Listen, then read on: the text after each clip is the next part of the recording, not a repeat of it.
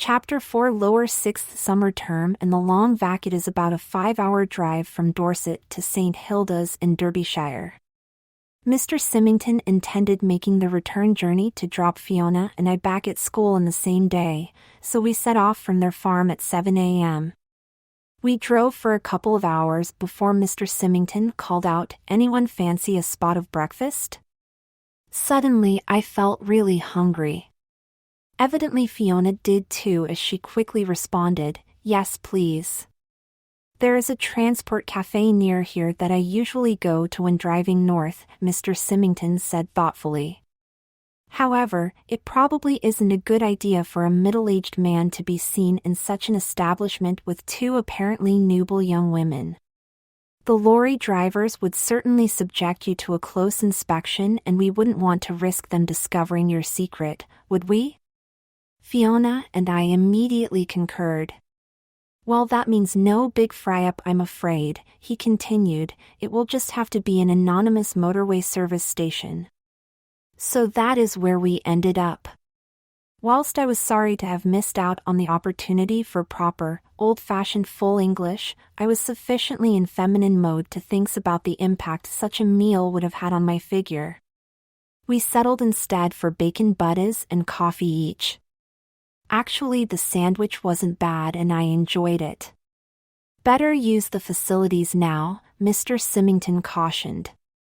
"I don't really want to stop for a second comfort break if it can be avoided." Although I had made a couple of forays dressed outside St. Hilda's, it had only been into the nearby town where the school's traditions were known and respected. I hadn't actually used a public ladies before. As at any busy services area, there was a constant stream of women coming and going to the lavatory. Somewhat nervously, I followed Fiona to the toilets. "Don't worry," she whispered, "you'll be fine. Just follow what I do." We walked into the ladies and immediately had to join a queue of women patiently waiting their turn for a free cubicle. I stood behind Fiona trying not to look nervous and to avoid any overt eye contact. Fortunately, the queue wasn't too long and in a few minutes I was gratefully locking the cubicle door. If I hadn't had any great need to use the loo before, I did now. My nervous reaction had made me very conscious of my bladder. I unzipped my jeans and lowered them to my knees. Easing my control knickers off, I sat down and did my business. I was pleased I had remembered to sit, as my first reaction had been to raise the lid and pee standing up. Having finished, I readjusted my attire and exited the cubicle. I took my place alongside Fiona at the wash basins and soaped my hands. As I was drying them, I noticed Fiona ostentatiously taking a tube of lipstick from her purse. She glanced my way and quietly nodded her head. I took the hint and got out my own makeup bag and freshened my lipstick. I also powdered my nose, giving Fiona a quick grin as if to say, "There, you didn't think of that." Mr. Symington was waiting outside the toilet area. "Women," he grumbled, "why do you have to take so long to go to the loo?" Fiona looked snootily at him. "You wouldn't understand, Daddy," she said. "It is something only we girls can share." The three of us collapsed in helpless laughter as we hurriedly made our exit to the accompaniment of puzzled looks from others coming into the service station. After that we made good time and arrived at St. Hilda's just after 1 p.m. "Won't you stop for lunch, or at least a coffee?" Fiona asked her father. "No thanks, love," he replied. "I need to get back on the road." I just had time to thank him once again for a smashing holiday before he drove off. "Not at all, Tricia, our pleasure," he said, and then, to my great surprise, bent over and kissed me on the cheek. I had just watched him embracing Fiona in a hug of farewell, but hadn't expected to be treated in an equally girly way myself. I stood there a bit shocked with my fingers on the spot where I had been kissed as Mr. Symington's car pulled away. Fiona giggled. "Come on. Don't stand there like a lovesick cow," she told me. We made our way up to the dormitories of Lavender House. "Can I have a quick word before you get changed into school uniform?" Fiona asked. "Of course," I replied, a bit perplexed as to what she could need to talk about so urgently, particularly as we had just spent the last 2 weeks permanently in each other's company. I left my suitcase in my dormitory and went along to the room Fiona, as head of house, occupied on her own. "Don't worry, it's nothing serious," Fiona started. "Only I thought I would wait until we were back at school before broaching it with you. As you know, I, along with all the upper 6th, will be taking A-levels this term.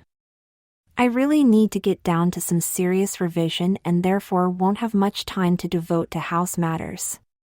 This happens every year, and it has become customary for the head of house to ask someone in the lower 6th to take over as acting head. It happened for me last year, and I thought it would be great if could be you this time round. To say I was surprised and flattered would be an understatement. I was flabbergasted. But I've only been at St. Hilda's for 2 terms, I spluttered. Surely there are other worker bees who deserve the honor more than me. Don't put yourself down, Fiona insisted. You have quickly made your mark at school, and you certainly have made my life easier by being my secretary for the last 2 terms. None of the others knows as much as you do about how the house is run. Oh, please say you will do it. Given that plea, I had little choice but to accept. Fiona squealed with joy. I know Francine and Brianna will be supportive and help you out if you need it. I made my way back to my dorm and changed into my school uniform. My brain was racing.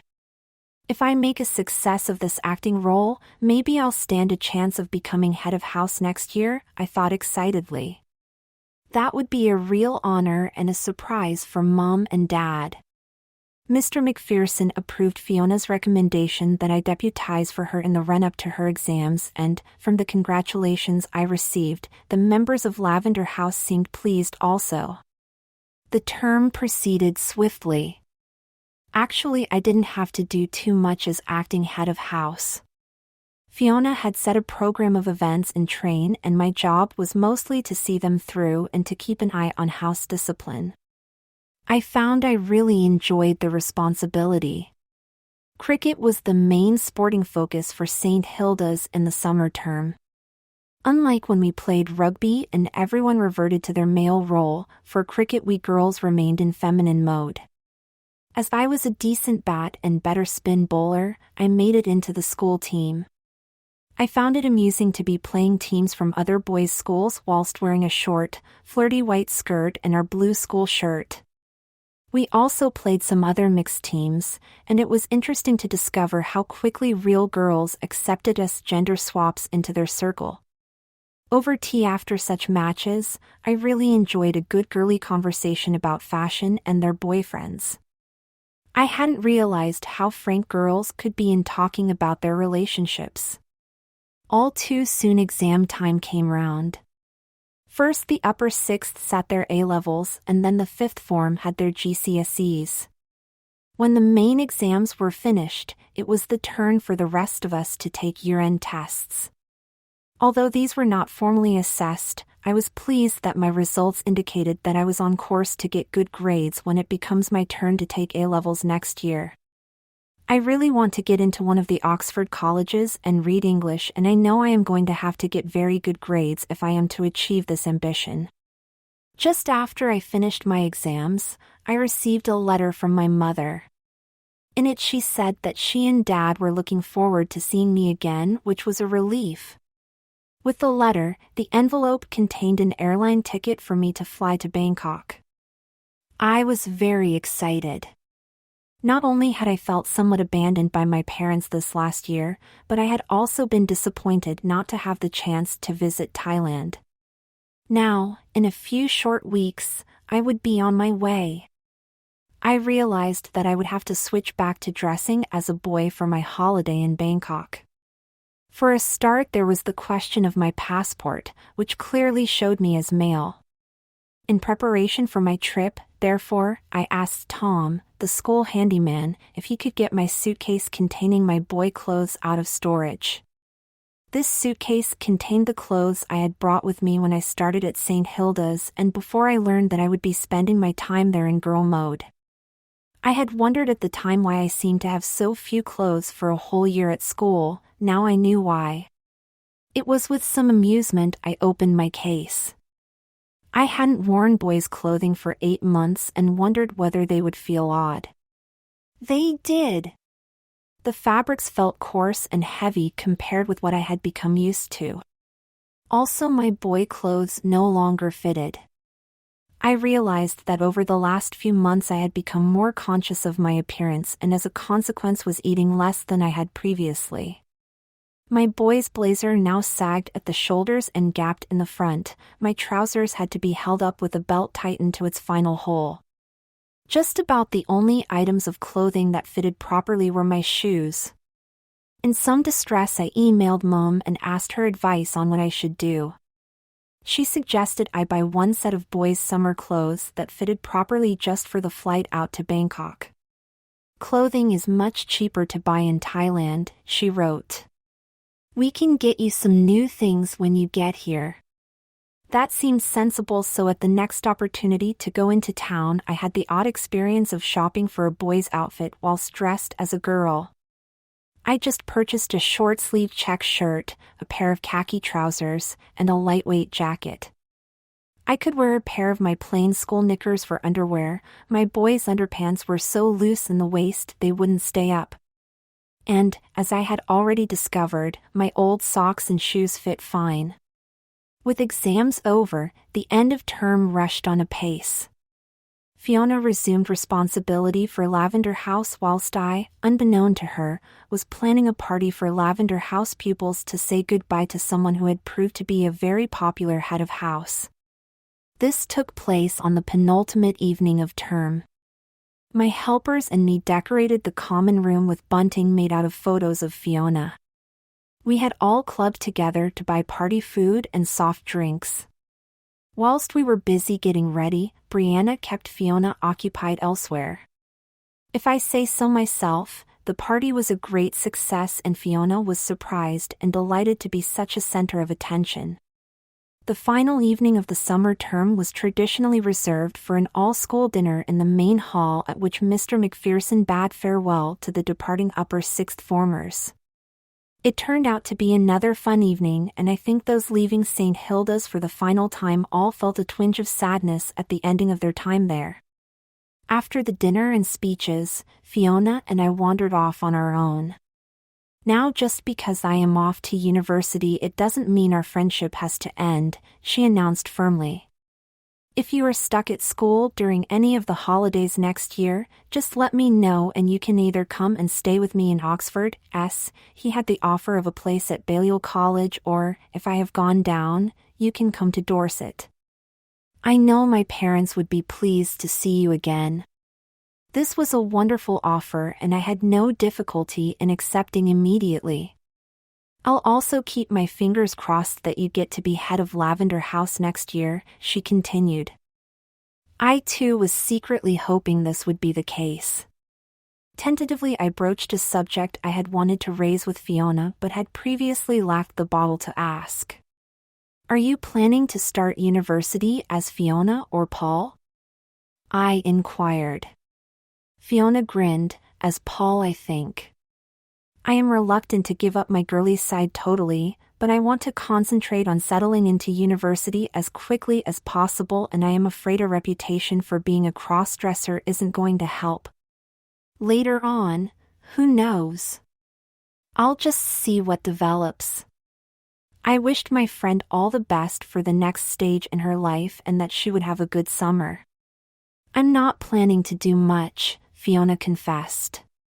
It is so beautiful down in Dorset on the farm that I want to enjoy and remember this final year of my childhood by spending the summer there. I envy you your trip to Thailand though. Maybe next summer we could travel out to the Far East together? I agreed that would be something to look forward to and plan for.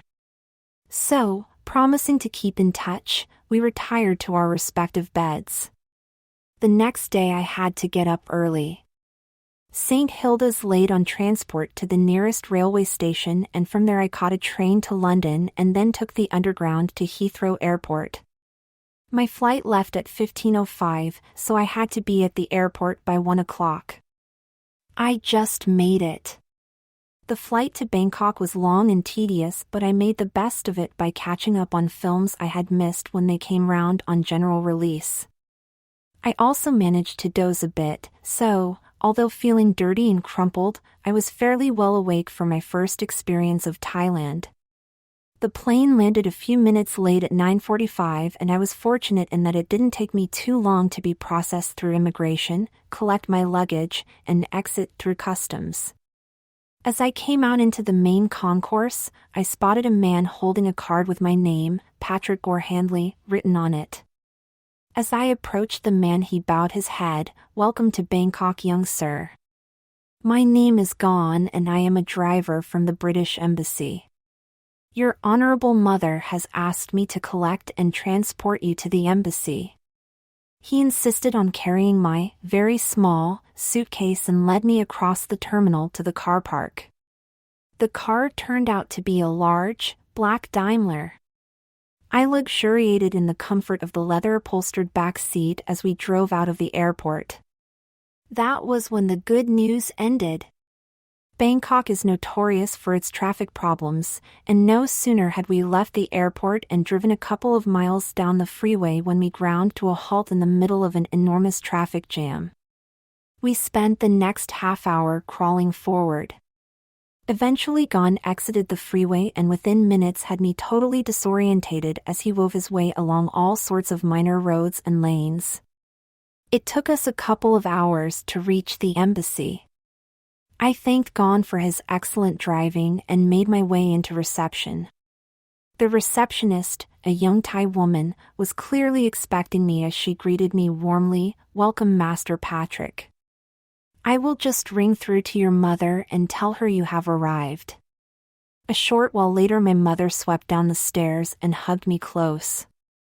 "Oh darling, it has been so long since I have seen you," she gushed effusively. "Well, that's not my fault," I thought ironically, but said nothing. "Come upstairs," Mother continued. "You will want to freshen up after your flight and it is nearly lunchtime." I was grateful to use the facilities and wash my face and hands. Then I was taken into what turned out to be my father's office, where a table had been laid for 3 people. My father's greeting was correct and less emotional, but I think he was genuinely pleased to see me. We enjoyed our first meal together as a family in 9 months. It was lovely for me to be home again. However, this warm, family feeling was soon doomed to come to an end. Hardly had we finished our lunch when my father turned to me. "Now about your holidays, Patrick. Your mother's and my flat here at the embassy is tiny. It only has 1 bedroom, so there is no space for you to stay with us, and, whilst the embassy does, of course, have guest rooms, we cannot impose on the ambassador's goodwill by asking for one to be set aside for you for several weeks, so your mother has come up with an alternative plan." Mother leaned over and put her hand on mine. "I'm sorry, darling, but, as your father says, it can't be helped. I have arranged for you to stay with the family of one of our Thai secretaries. Nancy Lau is a lovely girl and only a few years older than you. She has a brother of about your age, I believe, so you will have a much better time staying with them than here at the stuffy old embassy." She must have seen my face fall as she quickly continued, "Of course, Daddy, and I will still see lots of you when we aren't working. You can come here for the occasional meal, and hopefully we can make 1 or 2 excursions together. I'm sure you will have a great time with the Laos." Well, there you go, rejected again. I fought back a prickle in my eye. I was damned if my parents were going to see me cry. "Of course I understand," I replied calmly. "I'm Mr. and Mrs. Lau and their family will be delightful company." "Right then," said Father briskly, rising to his feet. No time like the present. Your mother will introduce you to Nancy and she can take you to her house. I have told her to take as much time away from the office as is necessary whilst you are here in Bangkok, so you won't be left to your own devices. And with that he swept out of the room. I know this isn't what you expected, Mother said gently, but it really is the best option. She took me to another room where several young Thai women were working. This is Nancy, Mother said, introducing me to a pretty girl who I guessed was probably in her early 20s. How do you do, Mr. Patrick, she said, rising, and to my surprise, dipping into a small curtsy. I remembered Thai people are renowned for their good manners. I'm a bit tired from my flight, but other than that, very well thank you, I replied. And please, drop the Mr., my name is Patrick. I'll leave the two of you to get acquainted then, announced Mother quickly, as she exited the office. Nancy was wearing a simple white cotton dress with a dotted pattern. I thought she was very pretty, but had to smile inwardly when I caught myself thinking, that's a very pretty dress, I wonder whether it would suit me. I really must get out of the habit of thinking in girl mode. These last few months at St. Hilda's have a lot to answer for. I suddenly realized that Nancy was looking at me a bit quizzically. I was obviously making her uncomfortable by staring at her. I coughed and quickly told her how much I appreciated her parents agreeing to have me as a guest in their house. They are delighted to be of assistance, she said, giving me a sweet smile. My brother is learning to speak English and it will be good for him to have a real Englishman to talk to. We gathered my few bits and pieces of luggage together and headed off Nancy's house. This time there was no chauffeur-driven limousine, rather it was a walk to the bus stop and then a half-hour journey on a crowed bus. I was squeezed up against Nancy, which, of course, I enjoyed. The Laos house was a short walk off a main road along a little track. It was surrounded by a high brick wall, so it wasn't until we had entered through the gates that I realized quite how large it was. A generous garden with a swimming pool lay inside the wall. I think I could enjoy staying here, I mused. Nancy led me inside, where I was greeted by Mrs. Lau with the traditional prayer hand salutation and little bow. Clumsily I tried to replicate the gesture. I made an absolute hash of it, but clearly both Nancy and her mother was pleased I had made the effort. Welcome to our home, said Mrs. Lau. I hope you will be very happy here. I'm sure I will, I responded. Mrs. Lau continued, let Nancy show you your room. You may wish to change into something more casual. In the meantime I will return to preparing dinner for when Mr. Lau returns home. I was still wearing the clothes I had flown out in, so they were crumpled, and probably a bit smelly. So I was grateful of the suggestion. Nancy showed me into a large bedroom overlooking the garden. The furnishings were obviously of good quality, but somewhat tired. My mother is too proud to acknowledge it, but your coming to stay with us for a few weeks is a real blessing, Nancy told me. My father is a civil servant. The Thai government recently cut all public salaries and the extra money we will earn from accommodating you has come at just the right time.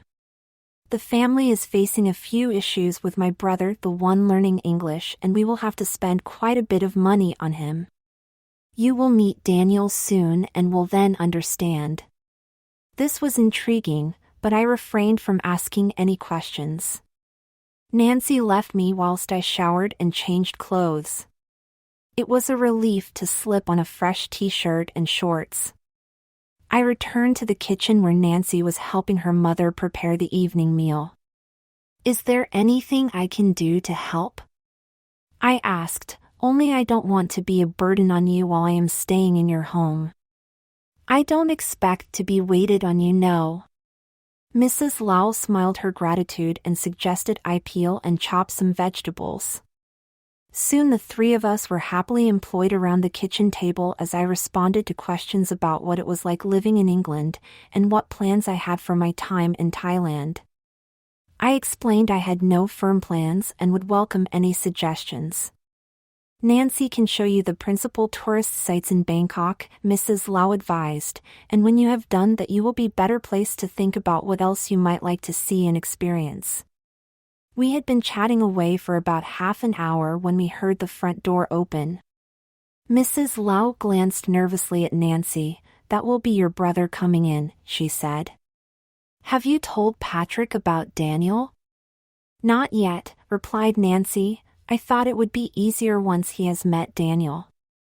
All this, of course, made me even more curious to meet the mysterious Daniel. "I'm going to my room," a voice called out. "I'm exhausted and need to change. These shoes are crippling my feet." "Wait a moment before changing," Nancy called out. "I want to introduce you to our guest Patrick. I'll bring him along to your room." Curiouser and curiouser, as Alice would have said. Nancy took me to Daniel's bedroom, which was next door to mine. "This is Patrick," Nancy announced as we entered. To my surprise, I couldn't see Daniel. A pretty girl was standing, nervously, by her dressing table. "This is my brother Daniel," Nancy said to me, "but as you can see, at present he is my sister Dany." I had no time at all to think about how to react, so my response was perfectly natural. "Hi Dany, lovely to meet you. I can see why your feet are hurting. Those heels look like real killers." "Great color though." Dany visibly relaxed. "Thank you," he said. "Do you mind if I take them off now?" He sat on the bed and unbuckled the ankle straps, giving a sigh of relief as the shoes came off. "That's better," he said, massaging his stocking feet. Nancy gave me a quizzical look. Clearly she had been anticipating a more dramatic reaction from me. "Daniel is a cat hoey," she explained. "Do you understand that term?" I said that I didn't, so Nancy explained.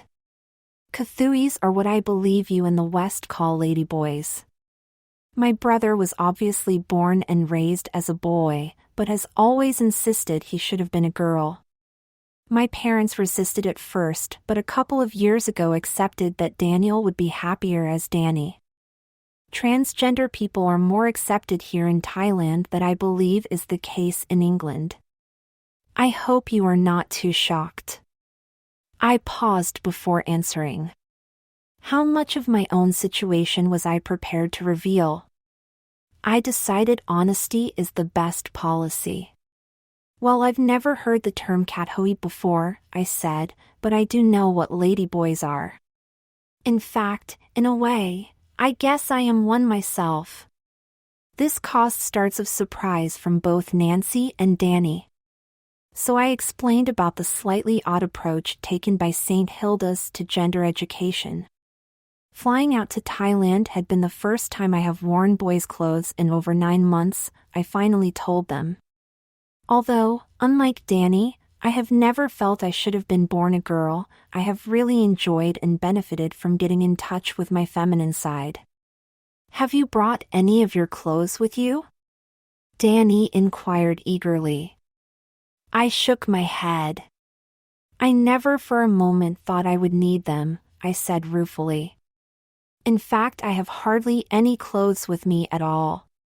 My mother suggested that as my old boy clothes no longer fit, I should replenish my wardrobe here in Bangkok." "Oh, she's right," interjected Nancy. "You won't have trouble finding very nice clothes at prices that will seem very cheap to you. And you must buy some new girl clothes as well," Dany insisted quickly. "I can show you the most wonderful shops." "But Patrick may not want to dress as a girl," Nancy told him. "After all, he is on holiday now and school rules don't apply." Dany looked crestfallen and I hastened to help him out. "It would be fun to take a Thai dress back to England to show all my friends at St. Hilda's," I confessed.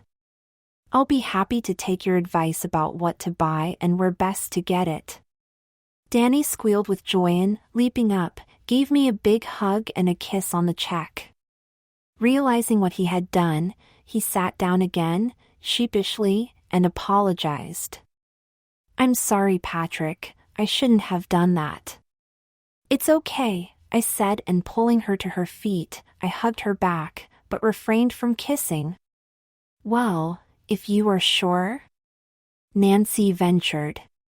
"Will you need your mother's permission before buying girls' clothes?"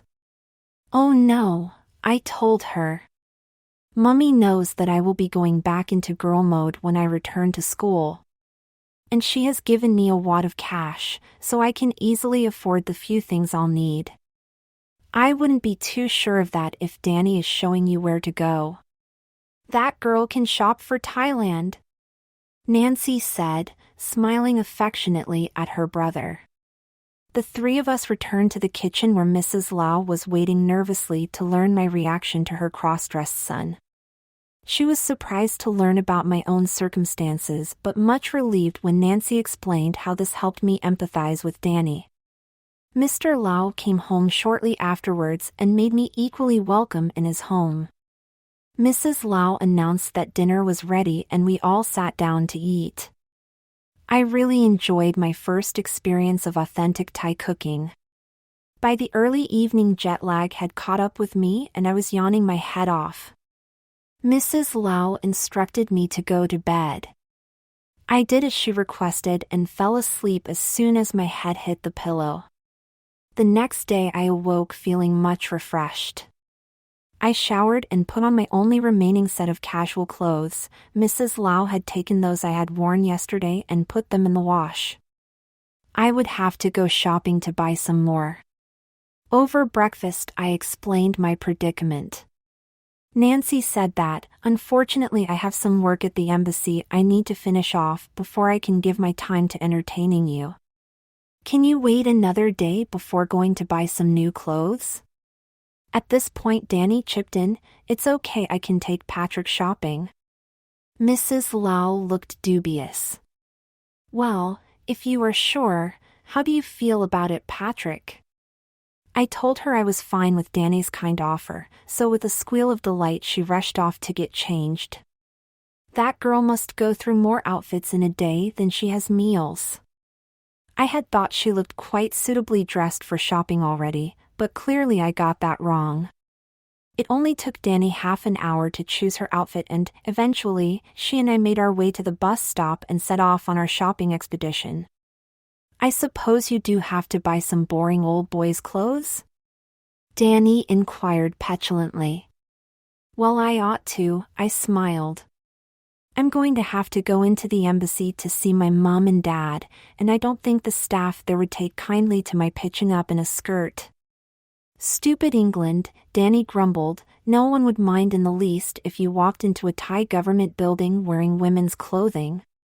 "Let's get your boy shopping out of the way quickly," Dany decided, "then we can spend the rest of the time having fun in my favorite shops." He was as good as his word. We visited 3 shops in total, one where I purchased 2 pairs of shorts, half a dozen casual shirts, and some underpants and socks. The next shop delivered a pair of canvas trainers, leather sandals, and a pair of brown dress shoes. Finally we went to a tailor's where I was measured for a pale blue linen suit and 2 dress shirts. I also picked up a tie. "Right, that's done," said Dany briskly, as he instructed the owner of the final shop to have all our purchases delivered to the house. "Now to get you properly attired." As we walked to another mall nearby, Dany turned to me, "I can't call you Patrick whilst we are trying on dresses. Presumably you have a femme name at school?" I told him, "At St. Hilda's I'm known as Trisha. "That's pretty," Dany said, "so from here on in you are Trisha for the rest of the day." And so she insisted on addressing me for the whole time we were out, regardless of who might overhear. Somewhat to my surprise, on entering the mall Dany did no head for the first available dress shop. Instead, she took me upstairs and down a side corridor to a small dusty establishment with a name I couldn't read, as it wasn't written in English. Curious, I entered. The proprietor evidently knew Dany as she was greeted as an old friend. Initially, the shopkeeper spoke in what I took to be Thai, but switched to English when Dany explained who I was. "Any friend of Dany's is welcome here," he greeted me. Dany explained, "I've brought you here first as you are going to need a bit of feminine shaping before we go shopping for clothes. Mr. Bunyism sells the best ladyboy accessories in the whole of Bangkok." Well, it was true my breast forms were packed safely away back at St. Hilda's in England. Mr. Bunyism asked me to strip off to my underpants, which I did. By now I knew that there was no point in trying to preserve false modesty when shopping as a tea girl. Several pairs of forms were produced and held up against my chest while Mr. Bunyism checked them for size and color match. He was difficult to satisfy, but eventually produced a pair that seemed to please him. They were larger than the ones I wear at school, but I just went with the flow. Mr. Bunyism smeared the backs of the forms with an adhesive and placed them, one at a time on my chest, indicating that I should hold them in place until the glue dried. I was a bit alarmed as I hadn't expected this, but Dany smiled and nodded her approval. I stood there, feeling somewhat foolish holding these tits on my chest, until Mr. Bunyism indicated I could let go. Needless to say, they felt very heavy. Makeup was applied around the feathered edges of the forms until they blended, almost seamlessly, with my natural skin. Only then did Mr. Bunyism produce a bra for me to put on. Fortunately, I was able to fasten this myself. The support the bra gave was most welcome. Next, he produced a pair of high-waisted, padded panties. To make sure these were the correct size, I had to shed my last vestiges of modesty and take off my underpants. Fortunately, the first pair of panties fitted perfectly and, with a bit of twisting and turning, I was able to tuck my male parts away, leaving me with a smooth feminine front. The high waist, together with the long line bra, pulled in what little tummy I have, with the result that I gave the appearance of a developing feminine figure. Not a patch on the curves Dany displayed, of course, but sufficient to say this is all girl. "Fantastic, Mr. Bunyism," Dany announced. "He will keep them on, thank you, and take a second pair of the panties." I blinked in surprise, but realizing I had little say in the matter, handed over my money and put my boys' clothes back on again. They looked decidedly odd with my new curvaceous frame. I was agreeably surprised at how relatively cheap these appliances were. Dany explained that not only is everything cheaper in Thailand than in England, but Mr. Bunyism, as one of the largest suppliers to the ladyboy community, was able to keep his prices keen. Before we left the shop, Dany had me release my hair from the low ponytail in which I wore it. After a year of not cutting my hair, it was really quite long, and Dany didn't have any difficulty in brushing it into a semblance of a feminine style. "I'll have to take you to see my stylist," she grumbled. "Those split ends are a disgrace." Now that I had feminine curves, Dany at last headed for the clothes shops. "You will need a few more bra and panty sets, but let's start with getting you into a dress or skirt and lose those horrible boy things." We went into what Dany told me was her favorite shop and started to go through the racks. I say we, but in practice it was Dany making the decisions until I put my foot down and firmly rejected some of her choices. "I'm still a schoolgirl, remember. I could get arrested for indecent exposure if I were to wear some of the clothes you are suggesting." Grumbling, Dany acceded to my requests, and finally I staggered to the changing rooms with a manageable armful of outfits. In the end, I purchased a printed cotton skirt and a loose sage green top that would be cool and comfortable to wear in the sticky heat of Bangkok.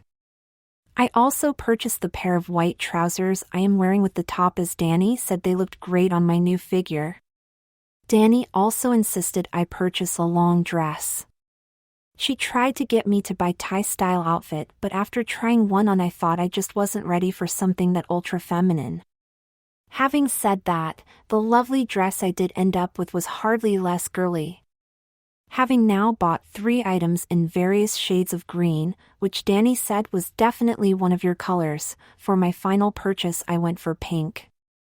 Dany said I would need at least one dressy dress in a shorter style. I fell for a gorgeous, but simple silk dress that was cut asymmetrically at the hem. Dany wanted me to buy more outfits, but I stood firm. I loved what I had purchased, and knew they would all work back at St. Hilda's, while maybe not the floaty long dress. That would probably been deemed too much, even for a girl in the upper 6th. However, wasn't sure how much time I would be spending in girl mode this holiday, and I didn't want to waste money on clothes I would never wear. "Look, Dany," I finally protested. "This is enough to get me started. If I need more clothes later, you can take me on another shopping outing." This prospect served to pacify Dany, and she allowed me to leave the store clutching my bags and wearing the green top and white trousers. "But you will need shoes," Dany insisted. I had to acknowledge the truth of this, so it was into a shoe shop. Once again I had to fight to stop Dany spending more of my money than I felt reasonable. We settled on, "I don't suppose you have brought any makeup or jewelry with you from England?" was Dany's next, somewhat naive, remark. "No, of course I haven't," I replied, rather crossly, but Dany was unperturbed. "Well, let's go get you some," she announced and led me off to another store which offered free makeovers if you purchased products. I was plumped down in a chair in front of a sweet young lady makeup artist who proceeded to give my skin a very close inspection.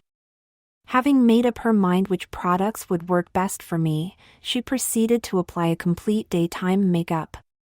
When she had finished, I was astounded by the result.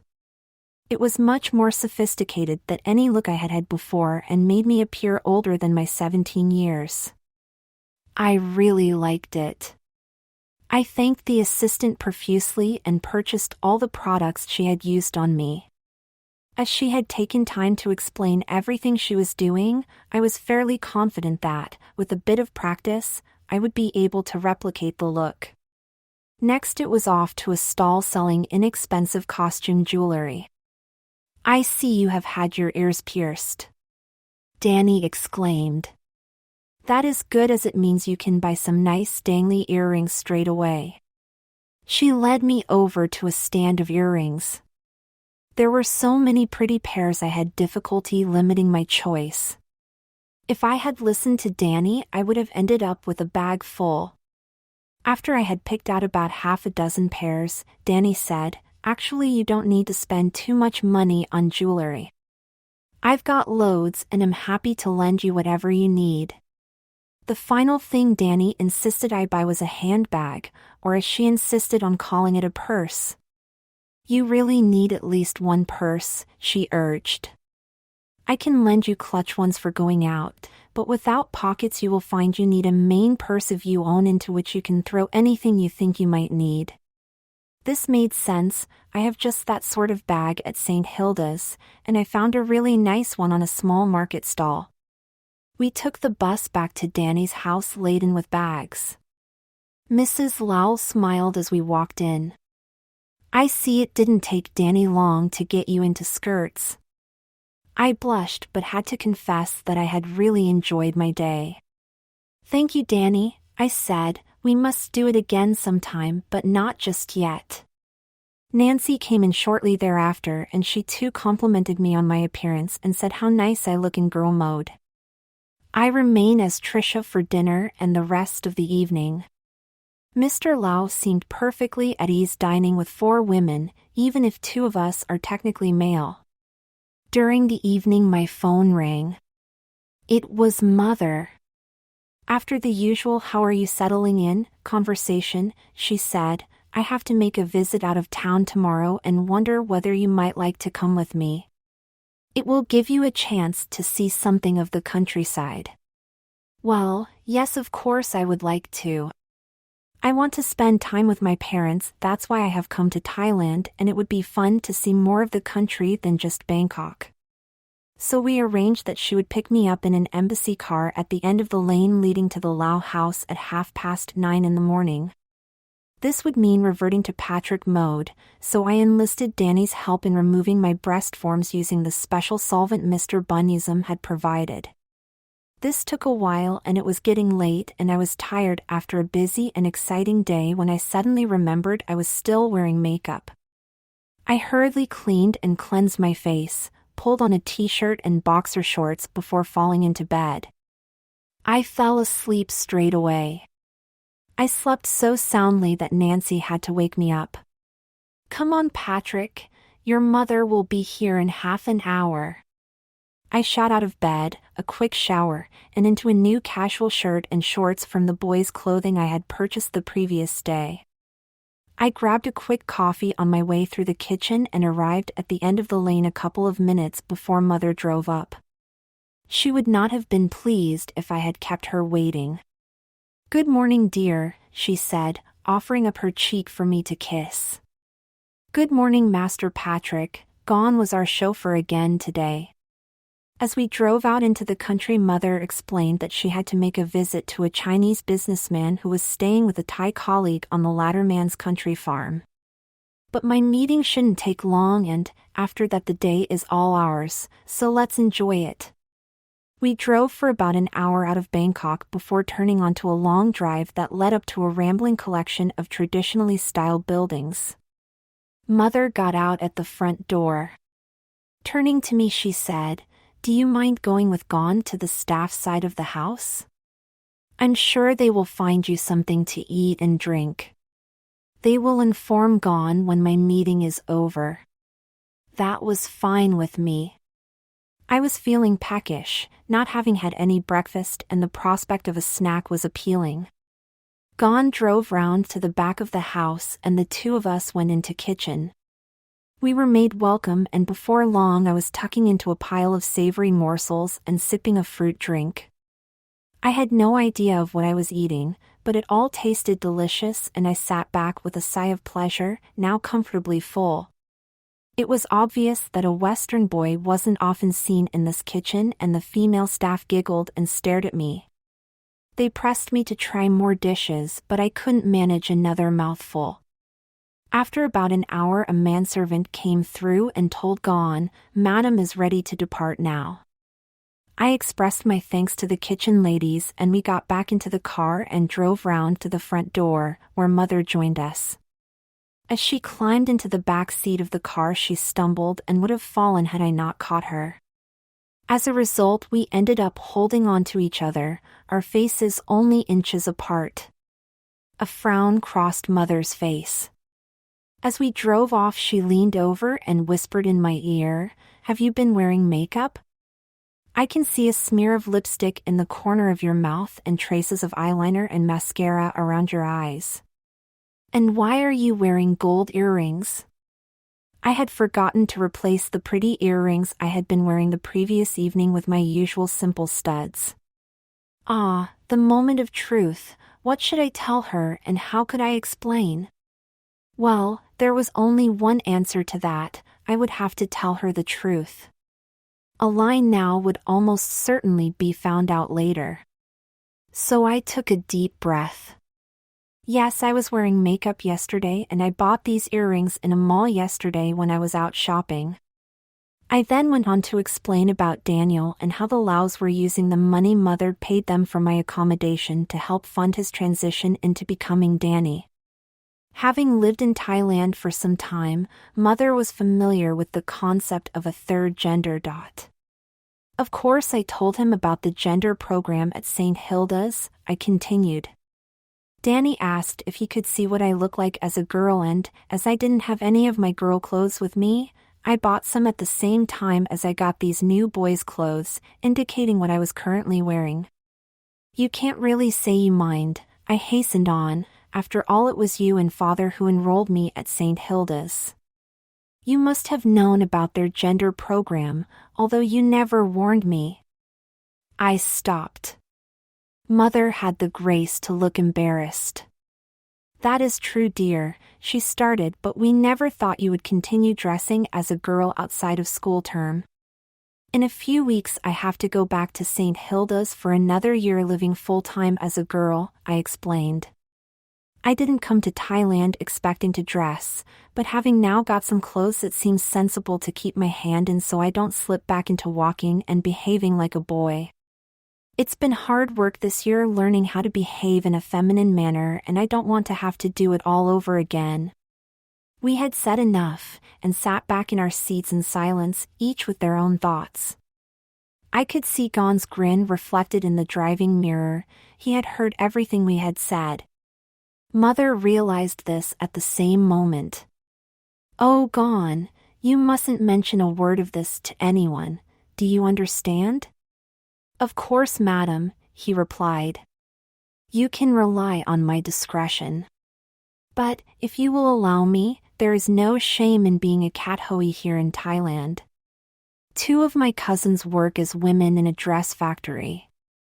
I think Master Patrick will find it easier being a girl here than in England." Having said his piece, Gon settled back and concentrated on driving. Nothing more was said between Mother and I until much later in the afternoon. Actually, we had a very pleasant day out together. Mother and I hadn't spent quality time together for ages. She had gone drive us to see some ancient temples and monasteries. We lunched at a very smart country club alongside a river and I very enjoyed sitting on the terrace over lunch, watching the longtail boats ply up and down. Longtail boats are a sort of cross between a skiff and a canoe. They are powered by an outboard motor that drives a propeller at the end of a 3 or 4 meter shaft, which is also used to steer the boat. They can go fast and are very maneuverable. Looking at these, together with larger boats, kept me entertained during the entire meal. Mother smiled at my enthusiasm. After lunch we drove leisurely back to Bangkok. Mother dropped me off at the end of the lane. "Just before you go," she said, "I have been thinking. And what you say about my responsibility for having introduced you to your feminine side is quite true. Therefore it only seems right that you should be allowed to continue dressing as a girl, if that is what you wish. My only stipulation is that when you come to the embassy you make sure you are totally masculine and haven't left any girly traces, such as I spotted today. Is that fair?" "Very fair, thank you," I replied. "And I promise I won't embarrass you or father when we are together." Mother continued, somewhat sheepishly, "I have to confess to a curiosity about meeting my new daughter. Perhaps the next time just the 2 of us go out together, you could come as your other self?" I leaned back in the car and hugged her. "Of course, Mummy. Maybe you would like to go shopping with Trisha one afternoon?" That reduced Mother to giggles and we parted in a happy mood. The following day was Sunday and I was due at the embassy for lunch. I made sure my face was scrubbed clean of any trace of makeup, my hair washed and pulled back in a male ponytail. I didn't know what to do about my pierced ears, but Dany came up with a solution. "Wear these flesh-colored plastic studs," she advised. "They are virtually invisible." And so it proved. I dressed in one of my new shirts, a tie, and my blue linen suit. These tie tailors work fast. My suit was delivered within 48 hours of my being measured for it. With polished brown shoes, I looked every inch the English gentleman. Dany giggled when she saw me. "I know several ladyboys who would wet their knickers wanting to get into bed with you," she teased. Europeans are seen a prime catch for Kathuis on the lookout for a husband. In the event, Sunday lunch went off smoothly. My parents had reserved a small dining room at the embassy and invited 2 other families to join us. There was another boy of about my age, a slightly older girl, and a couple of younger children. The boy told me he was at Winchester and somewhat snootily said he had never heard of St. Hilda's. I did no elucidate on my school's teaching methods. The luncheon party was sufficiently large that no one spent too long in close conversation, and I think I held my end up as well as anyone else. After lunch, my parents and I retired to their flat and talked. My father let me know Mother had shared her knowledge of my dressing, but, apart from reiterating that I should do nothing to embarrass the embassy, he too gave his blessing on my continuing to explore my female side. Unlike Mother, however, he expressed no wish to meet Tricia. When I got back to the Laos, everyone, Mr. and Mrs. Lau, Nancy, and most insistent Dany, wanted to know how I had got on.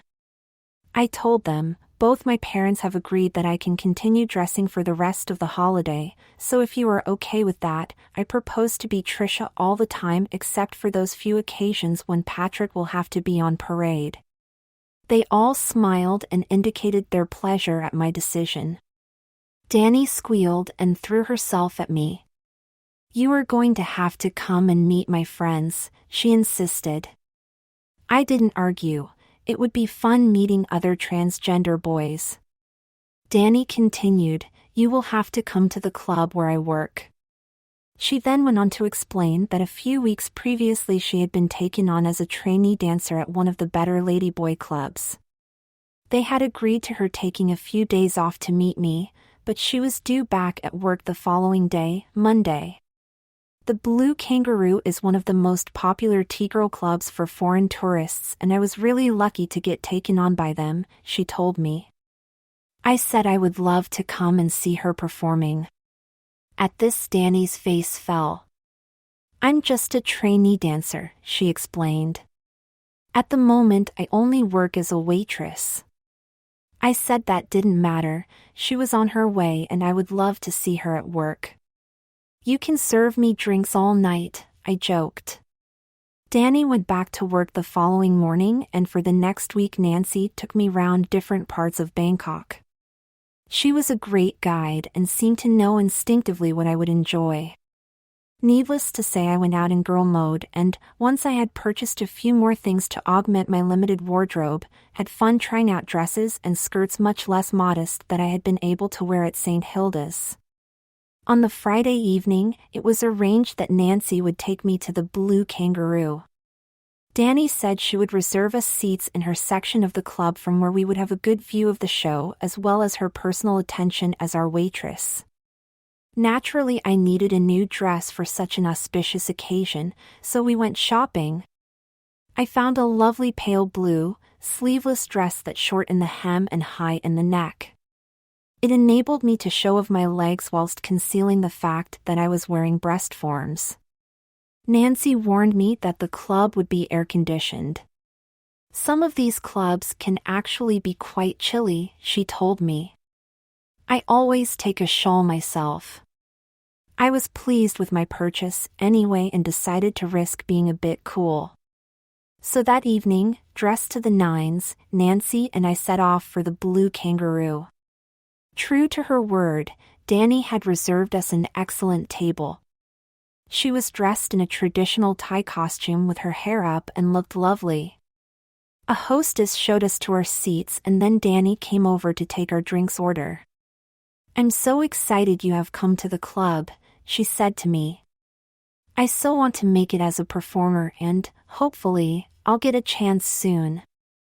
I am one of the more experienced trainee dancers and, when someone is off, they get one of us waitresses to fill in." Nancy and I sipped our drinks as the show started. It really was excellent. I had never seen a show like this before. Even though I knew all the performers were men, it was hard to believe with so many beautiful women on stage. The show comprised a mixture of spectacular dance scenes with high-kicking chorus girls in extravagant costumes. The number of feathers and sequins used beggared belief. The chorus numbers were interspersed with solo acts. Some were vocal with girls in gorgeous evening dresses, some so tight as to make me wonder where they hid their bits. Lip-syncing to Western pop songs. One singer stood out because she sang live. When I asked Dany about her, he told me that her name was Miley and she was one of the top ladyboy performers in the world. "She is in much demand," he told us. She can sing in whichever club she chooses, but apparently has a particular fondness for this one. She appears here at least 3 times each year. Others acts were comedy turns, including the classic of one person dressed in a costume that was half female evening dress and half male black tie, dancing on his own but giving the impression we were watching a couple. It was very clever. I loved the whole experience, not least because I too was wearing a pretty frock and shared feelings in common with the performers I was watching. When the show was over, Nancy and I waited behind whilst the rest of the audience exited the theater.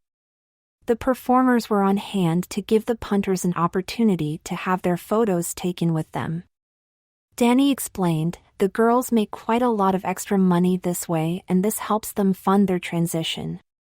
Even in Thailand, becoming a she-male is very expensive. Whilst we were waiting for Dany to finish clearing up and get changed out of her uniform, a striking Western woman in a figure-hugging evening gown approached us. She was very attractive with a voluptuous figure displayed to advantage in the low-cut dress. "Hi," she said, introducing herself. "My name is Emma and I am the part owner of this club. I gather you are from the UK and staying with Dany's family?" This last was addressed directly to me. "Yes, I am," I replied. "And I have to tell you that I simply loved your show. I have never seen anything like this before." Emma smiled. "I'm glad you had a good time. We get a lot of tourists in here but rarely a cross-dressed Western boy. So I thought I would come over and have a word." Emma then told us about how she came to be running a ladyboy show in Bangkok. It transpired that she, like me, was English, although Australia was now her home.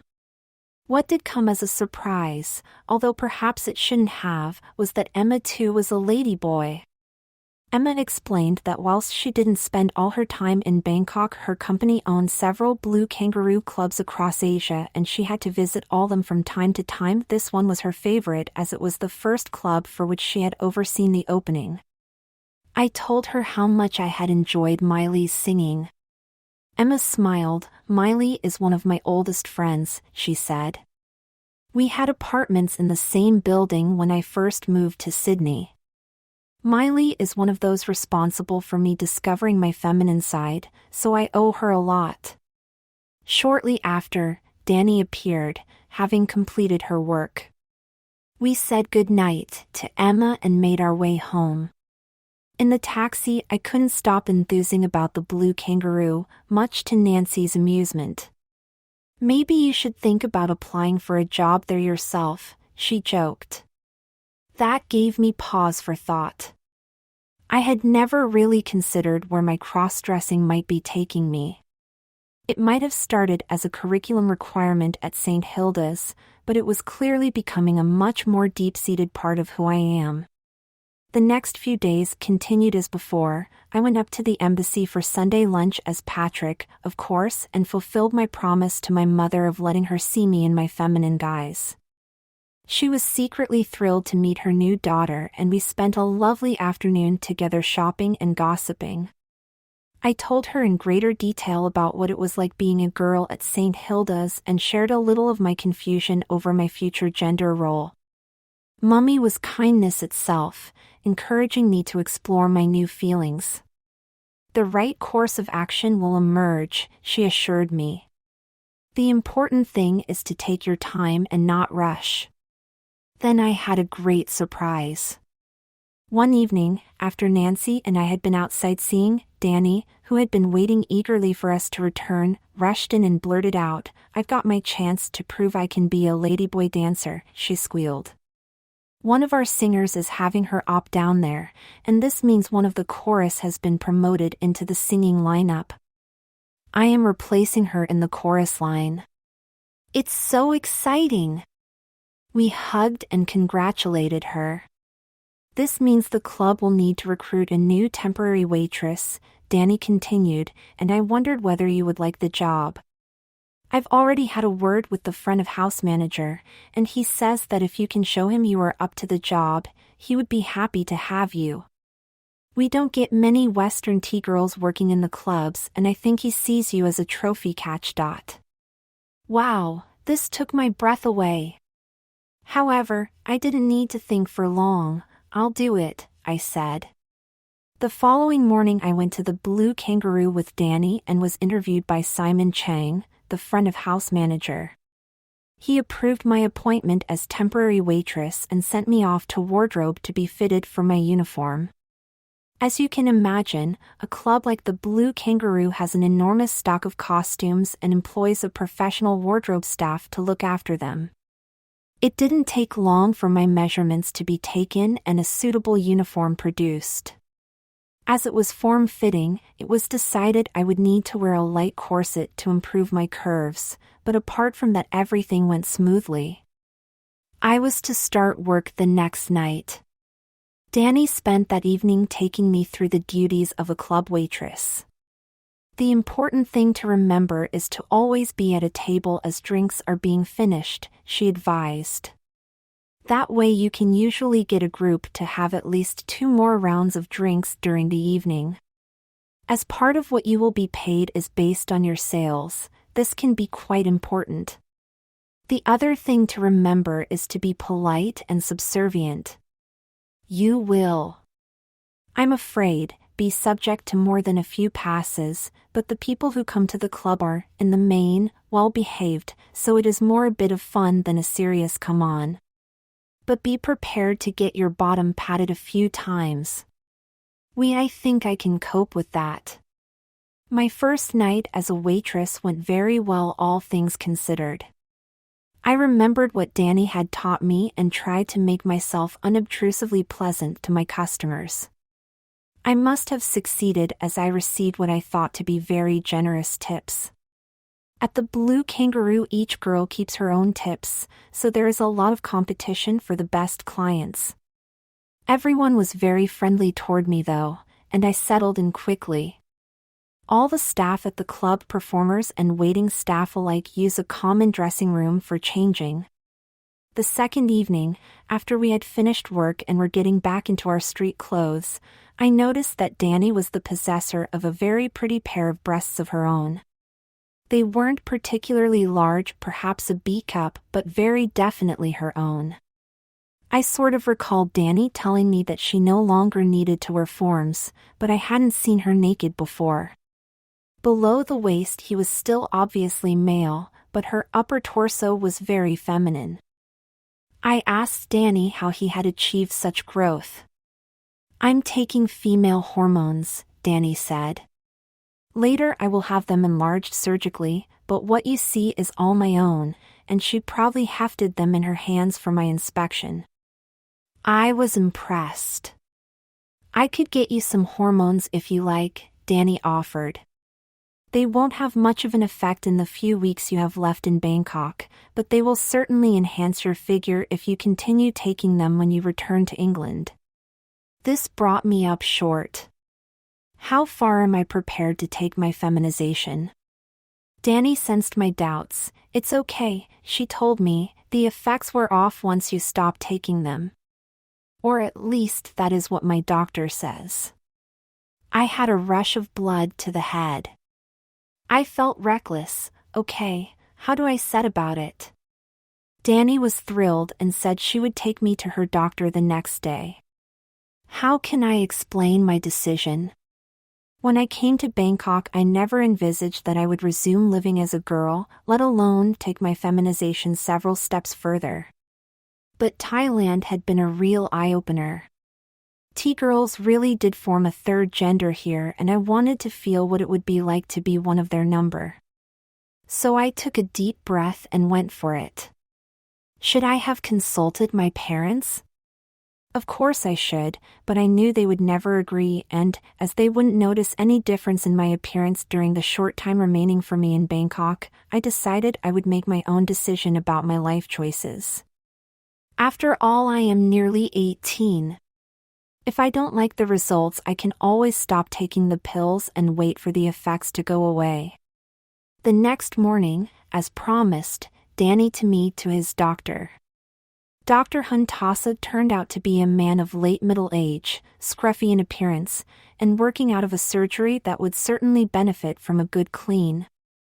However, Dany assured me that he was an excellent doctor, much patronized by members of the Thai third gender community.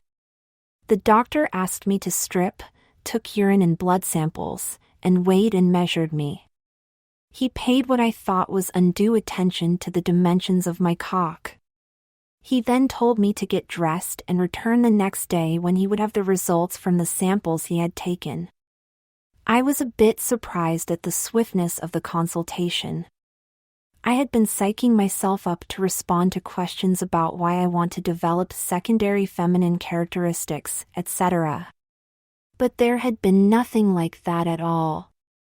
Anyway, the following morning I returned to Dr. Huntasa. He brusquely informed me that my tests had come back satisfactory and produced a large syringe. "Pull up your skirt and drop your panties," he told me. "This injection will kick-start the change process." I did as he asked and received a painful injection in the bum. Dr. Huntasa then produced a bag of pills. "Take one of the white ones in the morning, and 2 of the purple ones in the evening," he instructed me. "You should start to see changes in your body structure in about a month." And that was it. I handed over the equivalent of 100 pounds in Thai baht and left. I thought the cost of the consultation and tablets extremely reasonable. I was sure they would have cost considerably more in England. I started taking the pills that very evening, feeling very daring and somewhat excited. Dany was the only person who knew what I was doing. She hugged and congratulated me. "You won't regret this. I have been taking the pills for nearly a year and look at me."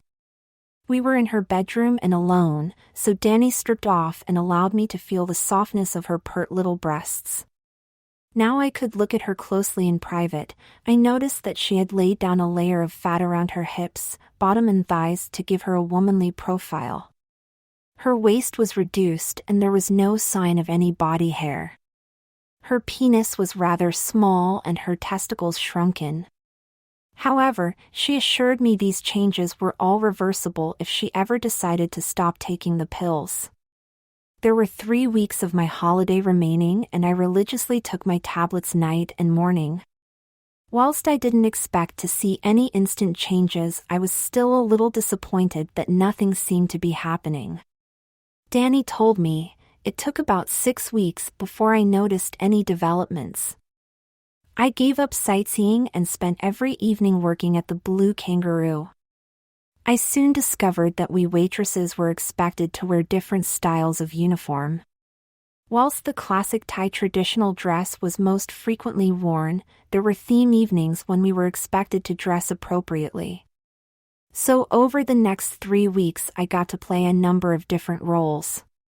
One night I was a cocktail waitress in fishnet tights and a very short skirt over frilly petticoats that required me to dip my knees rather than bend over if I wanted to avoid showing my knickers. Another night I was a bunny girl and on one occasion a Lolita. I loved the sheer femininity of my Lolita costume.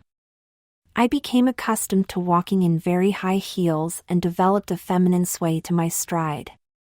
And yes, I did become accustomed to having my bottom pinched and my thighs caressed. However, I made sure not to encourage any further familiarities. All good things must come to an end, and eventually my holiday time was over and I had to fly back to the UK.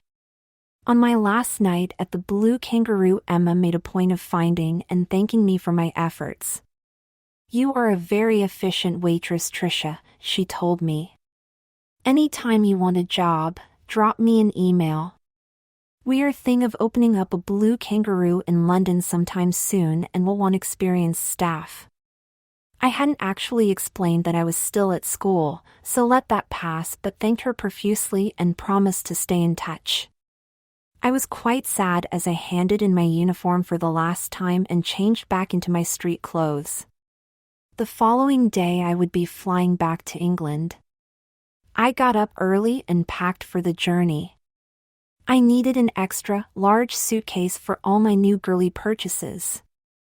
I made sure I had no residual traces of makeup on my face, clipped my fingernails, which I had allowed to grow long, and tied my freshly washed hair back in a masculine ponytail. I dressed in my boring male clothes as I reverted back to being Patrick. It felt strange being flat-chested once more. I grinned inwardly at the thought of my breast forms safely nestled at the bottom of my suitcase. My supply of pills was there also. Knowing that the Thais are very severe with regard to drug smuggling, I had obtained a prescription note from Dr. Huntasa explaining that I need to take this medicine for my health. My parents came with Gon to accompany me to the airport. We made our farewells at the entrance and I waved goodbye as they drove off. I was a bit sad that I probably wouldn't see them for another year.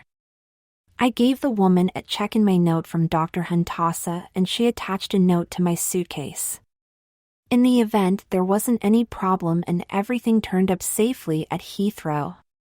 The flight back was as boring as the one out and I slept most of the way. As I left Heathrow and made my way to St. Pancras to catch the train to Derby, I reflected on everything that had occurred in Thailand and wondered what, if anything, could cap that during my final year at St. Hilda's. I was excited to return. Would I be made a honeybee and one of the elite, or even maybe, as I secretly hoped, head of Lavender House? I would miss my best friend, Fiona, who would shortly be starting university, but being in the upper sixth would definitely have its compensations.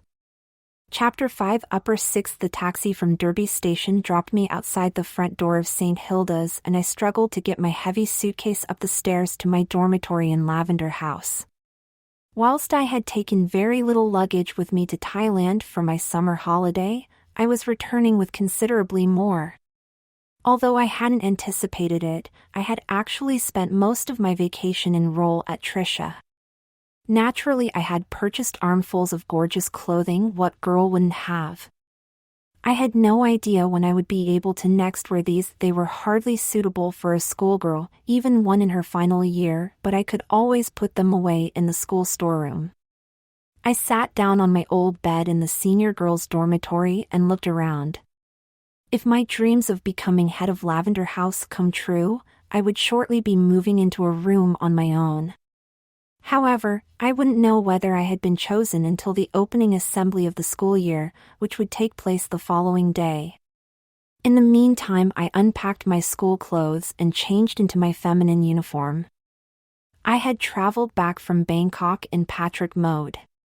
By now it was late afternoon and I was feeling peckish, so I made my way down to the school dining room to see if tea was ready. On the way I bumped into my headmaster, Mr. McPherson. "Hello, Tricia," he greeted me. "It's good to see you back. Have you had a good holiday?" "Fabulous, thank you, sir," I replied. "Well, you must tell me all about it sometime," he continued. "Caroline and I have always wanted to visit Thailand but haven't managed to fit it in yet. Come to tea with us on Sunday and you can enthrall us with your adventures." Well, I certainly wasn't going to tell my headmaster everything I had been up to in Bangkok, but I could share an expurgated version, so I said I would enjoy that very much. Most of the St. Hilda's pupils wouldn't be returning to the following day, which was the official start of term, so there were only a few who, like me having traveled a distance, were already returned. Fortunately, one of these turned out to be my friend Francine, née Frank. We shared a table together and swapped tales about what we had got up to during the summer. I told Francine a bit about staying with Dany's family, but not about my job at the Blue Kangaroo. And she was thrilled to hear I now had a genuine Thai ladyboy as a friend. After tea, Francine and I watched a bit of television before turning in for the night. I snuggled down under the covers, happy to be back at St. Hilda's. In the upper 6th, we girls on the gender program are allowed to dispense with school uniform and wear skirt suits. I had purchased a couple at the end of the summer term and enjoyed putting one on for my first day of term. The change in clothing seemed to mark an important step in my development. Pupils turned up at school throughout the morning. There were no lessons, so we spent our time catching up with friends. The inaugural assembly was scheduled for 4 p.m., and as the time drew near, my heart rose in my mouth. Would I get the head of house role I coveted? All of us pupils gathered in the body of the main hall whilst the teachers sat on the stage. Mr. McPherson started off by welcoming all boys new to the school and introducing a couple of new teachers. Then, finally, he got to what all we upper 6th girls had been waiting for, the announcement of posts of responsibility. I was thrilled when my name was read out as one of those becoming a honeybee, as prefects are called at St. Hilda's. I was even more excited to be made captain of rugger. This is the one occasion where us girls on the gender program revert to being masculine. Boobs just don't work when playing competitive rugby against teams from other boys' schools. All this was lovely, but I waited with bated breath for Mr. McPherson to get to the important announcement as to who would be the 4 heads of house. You can imagine my disappointment when I heard, and the head of Lavender House this year will be Francine Palmer. I did my best to look pleased and applauded as my friend went up to receive her badge of office. But there was no denying that I was cruelly disappointed. But then Mr. McPherson made another announcement. And finally, it gives me particularly pleasure to be able to tell you that this year's Queen Bee is Trisha Gore-Handley. I couldn't believe my ears. After only 1 year at St. Hilda's, I had received the ultimate accolade of being made head of school. My heart was pounding as I made my up onto the stage to shake Mr. McPherson's hand and receive my badge of office. "Well done, Trisha," he whispered in my ear. "I'm really looking forward to working with you this coming year. I think you make a splendid Queen Bee." I was very flattered. After assembly, my friends all gathered round to congratulate me on my appointment. There was no sign of jealousy, and I realized at long last that I had totally settled into St. Hilda's. It was my school. The term quickly developed a regular pattern. Every day I had a brief meeting with Mr. McPherson to bring him up to speed with what was going on amongst the pupils. Once a week we had a longer meeting during which he told me what issues he wanted to prioritize going forward. I was kept quite busy, as I had to fit my Queen Bee duties in on top of my classwork for my A-levels. I also had weekly meetings with 4 heads of house where we agreed what activities we would pursue during the forthcoming period. It was fun. I was delighted to find that I had a really good squad of rugby players from whom to choose my first 15. During the autumn term we played well and got good results against schools we played on a regular basis. Then, towards the end of term, I started to feel quite lethargic. My drive diminished and I began to experience feverish flushes and significant nightly sweats. As I had been continuing to religiously take the female hormone tablets I had been prescribed in Bangkok, I assumed that these symptoms were a result of my medication. They didn't stop me taking my tablets, however, as, about halfway through the term, I had been thrilled to find that I was developing boobs. They weren't particularly large, no more than an A cup, but they were mine and I was very proud of them. Of course, I emailed Dany and told her how my figure was changing. Dany wrote back encouraging me to stick with the hormone regime. As Christmas approached, I was thrilled to receive an email from Fiona inviting me to spend Christmas at her home in Dorset. Whilst I had enjoyed the previous Christmas at St. Hilda's, it was a welcome prospect to get away to somewhere else for a couple of weeks. I swiftly accepted Fiona's kind offer and set about finding some nice presents for her and her parents. In the end, I settled on the following.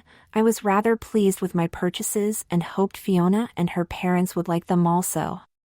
On this occasion, I traveled down to Dorset by train and Mr. Symington met me at Dorchester railway station. I had chosen to make the journey in femme as by now I was confident about being seen in public as Tricia. Mr. Symington greeted me warmly. Lovely to see you again, Tricia. We are so pleased you were able to spend Christmas with us. I did notice, however, a slight hesitation in the warmth of his greeting. I soon understood why when we arrived back at their farm. Mrs. Symington was at the door and her greeting was warm and genuine. Fiona was waiting for me in the kitchen. Only it wasn't Fiona. It was Paul, who stood there. At least he had the grace to look embarrassed. I wasn't sure whether you would travel as Tricia or Patrick, he explained. And, as I have been living in male mode all this term, I thought I would stay as Paul. I hope you don't mind? Well, whilst it was a bit of a shock to see my best girlfriend in masculine trousers and jumper, I was still pleased to see him. I'll go and get changed too, I instantly offered, but the Symingtons wouldn't hear of it. No, I want another female around this holiday, Mrs. Symington insisted, otherwise you men will leave all the Christmas preparations to me. This sally caused a general outburst of laughter and any tension that had existed evaporated. Paul took me away to his bedroom and explained why he had chosen not to switch back to being Fiona. I decided to at least start my time at university as a boy, he explained. I have joined the LBGT Society and some people know about Fiona. However, much as I enjoyed my time in skirts at school, I thought I ought to revert to my true gender and give myself time and space to evaluate how I want to live and dress in the future. This all made sense to me. I then had to answer all Paul's eager questions about the last term at school. Congratulations on being made Queen Bee, he said. I never got round to texting you once I heard the news. Are you enjoying it? Very much, I replied, and filled him in on all that had been going on at St. Hilda's. For his part, Paul told me about what he had been getting up to at Oxford. You must get into one of the Oxford colleges, he insisted. It is a fantastic city and a great university. We could have some high old times if you come up next year. I was able to reassure him that this indeed was my objective. I am applying for Balliol, I explained. But I am going to have to work really hard to ensure I get the required grades in my A-levels. I know, replied Paul. You remember how I had to get you to cover for me at Lavender House when I was in the throes of revision last year. And, of course, you will have even more on your plate as Queen Bee.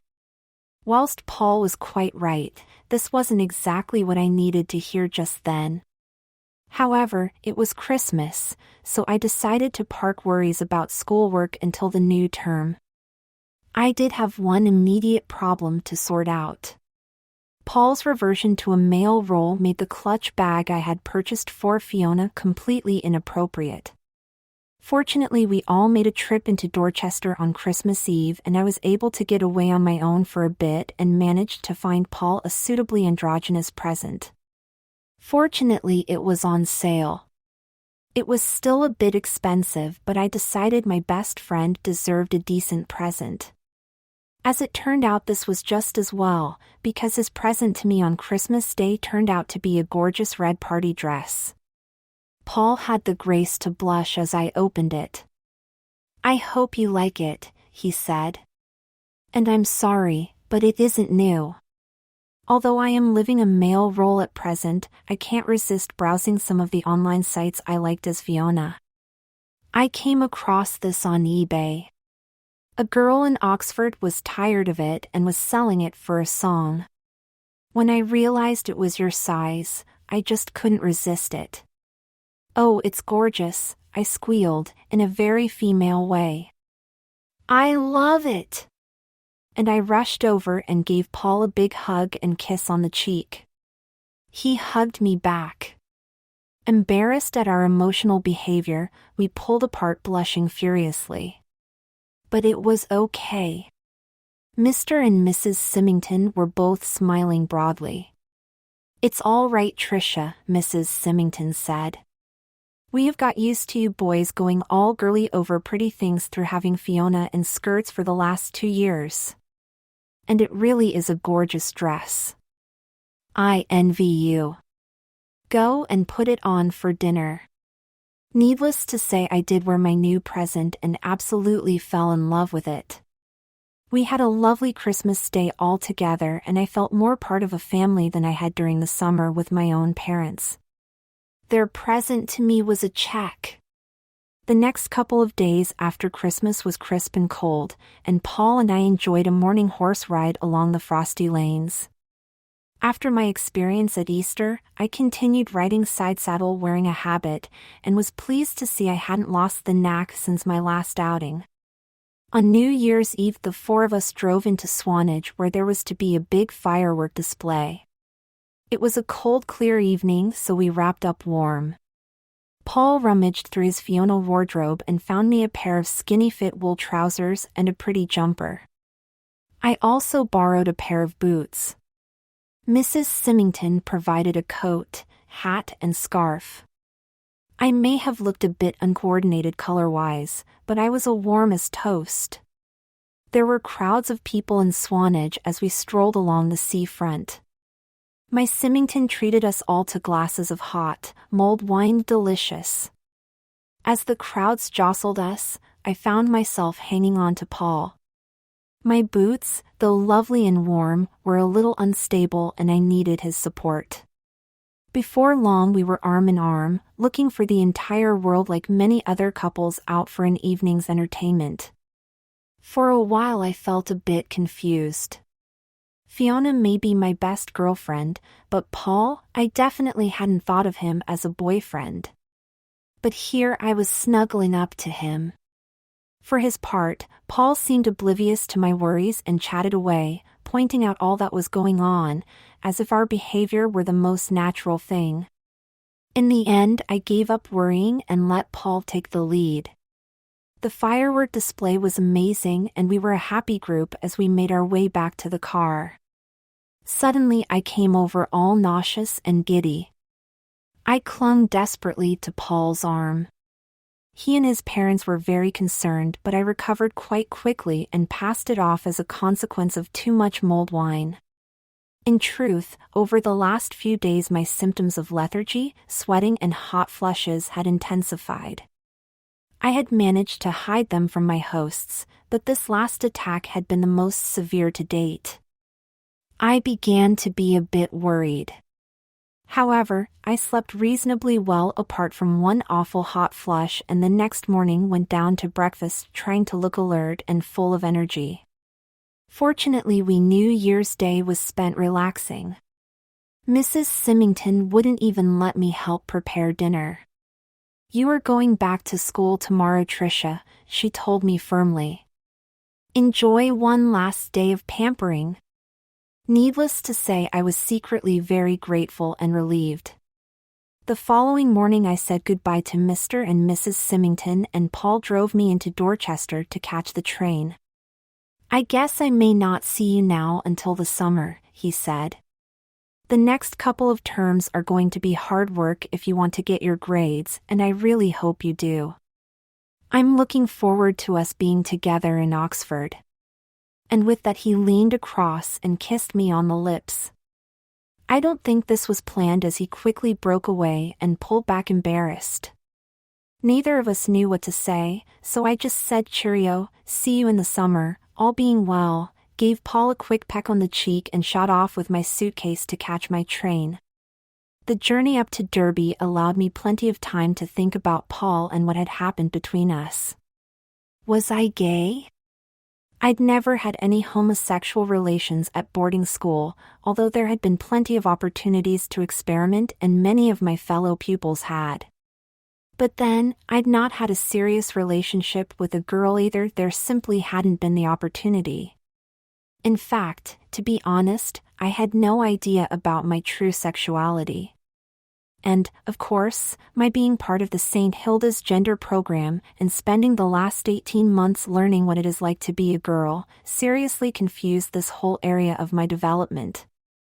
However, What about Paul specifically? I'd never felt sexually attracted to him as Fiona, but there was no denying that I had enjoyed having him look after me that evening in Swanage, and I hadn't resisted his kiss just now. In fact, thinking about it caused a flutter of excitement in the pit of my stomach. But then again, how did he feel about me? Were my feelings of excitement reciprocated? It was probably just as well that we wouldn't see each other again for 6 months. Eventually, after a tedious journey involving several changes of train, I reached Derby and took a taxi to St. Hilda's. The winter term proved to be hard work. My lethargy got worse, to the point where I could no longer justify my place in the school rugby team. Fortunately, there was an excellent replacement scrum half in the lower 6th, so I put him into the team and appointed another player on-field captain. I remained on the touchline. Coach was a bit concerned, but I told him I thought it was probably only a severe dose of flu and I should be back to normal shortly. Secretly, I wasn't at all confident this would be the case and started to become rather worried. My sweats and hot flushes were now exacerbated by bouts of nausea and the occasional migraine. I was fairly certain these symptoms were associated with the hormone tablets I was taking, but wishful thinking can be a dreadful condition, and I resisted stopping taking them, always telling myself it's only a passing phase and will soon go away, but, of course, it didn't. Things came to a head one night just before half-term. For a few days my balls had been aching dreadfully and were somewhat swollen. This particular night I awoke in agony. My balls felt as though they were on fire and shafts of pain were shooting through my body. I was also drenched in sweat with my nightdress soaked through. I knew that this time I needed help. Somehow I managed to drag myself out of bed and into the corridor. I made it to the McPherson's front door and rang the bell before collapsing on the floor groaning in agony. Mr. McPherson came to the door, took one look at me lying on the floor and called his wife. "Caroline, can you come here? It is Tricia. She is clearly unwell and I would like you to stay with her while I call an ambulance." Mrs. McPherson swiftly appeared, tying her robe. She took one look at me and sank to the floor. She put her hand on my forehead. "George, she is burning up. Please hurry and call that ambulance." And, frankly, that is the last I remember, as I must have fainted. What happened next I only learned subsequently. When I eventually regained consciousness, it was like swimming up from the depths of the sea to the surface. I could see a faint light that gradually grew stronger as I struggled back into wakefulness. I must have groaned as I suddenly heard my mother's voice saying, "Are you waking up, darling?" Oh, I had better go and find a nurse. The sound of clacking footsteps receded into the distance. My mother? What was she doing here? Why wasn't she in Bangkok? I fought my sluggishness and tried to call out, but my mouth was parched and I could only emit a faint croak. Then there was a nurse by my bedside. "Okay, dear, sip this, but only a sip, mind." A lidded cup, of the sort used by small children, was pressed to my lips and I sipped gratefully. I wanted to protest as the cup was taken away. I was still thirsty. By now my eyes had cleared and I could see the nurse bending over me. My mother's anxious face peered down over the nurse's shoulder. "Hello," I managed to croak. "What are you doing here?" "You have been seriously ill, darling," Mother replied. "For a while you were in a critical condition. Naturally, I flew over to be with you." "No more talking just now," ordered the nurse. "Try and get some sleep, it is the best healer." I was weary, so closed my eyes and drifted off. I next came round with a nurse gently shaking my arm. "Wake up. Doctor is here to see you." I blinked awake. A gray-haired man in a white coat was standing at the foot of my bed. He smiled, Hello, Patrick, back in the land of the living then? Yes, doctor, I responded. Have I been here long? You have been unconscious for 4 days, he told me, gravely. But you are on the mend now. Let me take a look at you. One nurse lifted up the bed covers from the foot of the bed, whilst another busied herself around my hips. It felt as though she was taking a nappy off me. The doctor bent over and examining whatever lay under the bandages. Yes, the wound is healing nicely, he remarked. Please replace the dressings, nurse. Whilst another nappy was wrapped around me, the doctor came to the head of the bed. Now, Patrick, I need to ask you some questions, he said, in a serious tone of voice. He held up some bottles of pills so that I could see them. We found these in your room at school, he said. Are they yours? I nodded. And how long have you been taking them? About 6 months, I replied.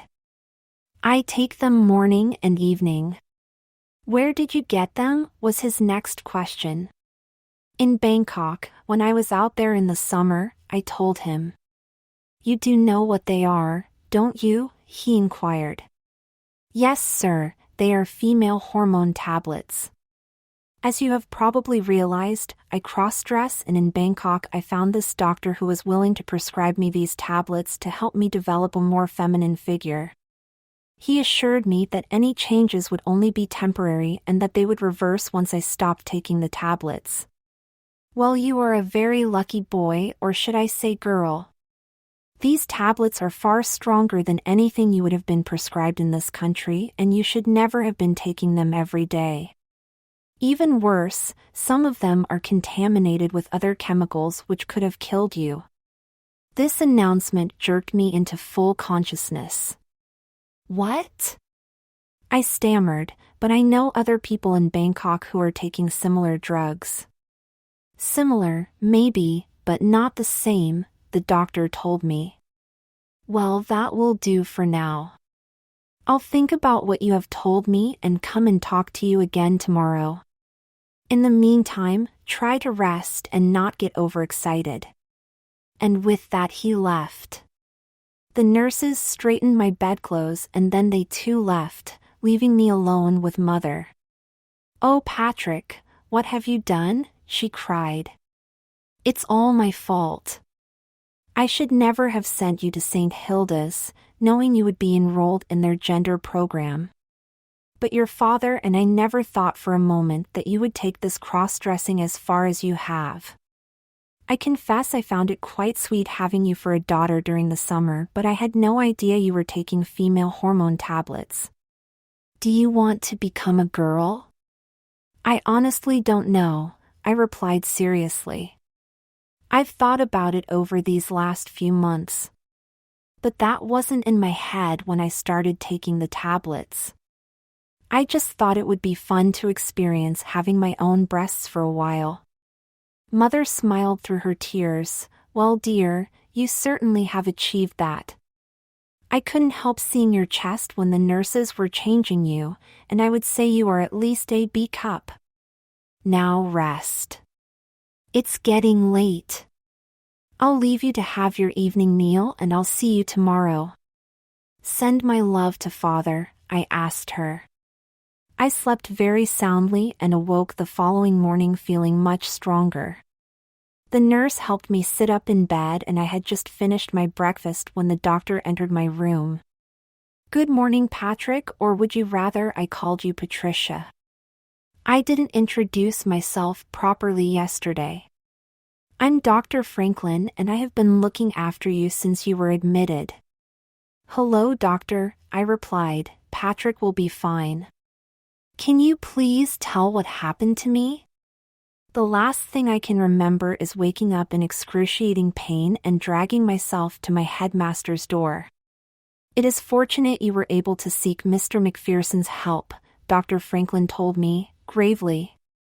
By the time you arrived here at the hospital, your life was in danger as you had very severe blood poisoning. I'm afraid that was due to the hormone tablets you have been taking. As I told you yesterday, the tablets themselves are far too strong for the use you were making of them, and many were contaminated. The result of all this is that your testicles became infected and started to poison your whole system. When we opened up your scrotum, your testicles were effectively a mass of infected pulp. We had no choice but to remove what was left of them. Had we not done so, you would have died," he concluded gently. It took a second or two for what he had just told me to sink in. "You mean I've been castrated?" I asked, aghast. "I'm afraid so," Dr. Franklin confirmed. "Once we had removed the source of the infection, we filled you full of antibiotics and sewed you up. We can replace your testicles with false ones so that to all appearances you will look like any other man, but I'm afraid you will never be able to father children. Of course, this may not worry you if you are intending to transition into a transsexual woman." I hadn't thought that far ahead, I confessed. "This is all a dreadful shock. I'm going to need time to grasp what you have just told me." "I understand," said Dr. Franklin, putting his hand gently on my shoulder. "I'll come and see you on my rounds tomorrow." And he left me to my thoughts. My brain was buzzing. A eunuch, I was a eunuch. No longer a man, but not a woman either. What had I done to myself in so simple and thoughtless a way? I cried myself to sleep. As my nurse had said, sleep is a great healer, and when I awoke I was much better placed to consider carefully what I had done to myself. I still wasn't reconciled with having had my balls cut off, nor was I suddenly convinced that my future lay in being a trans woman. However, I was at least now able to think rationally.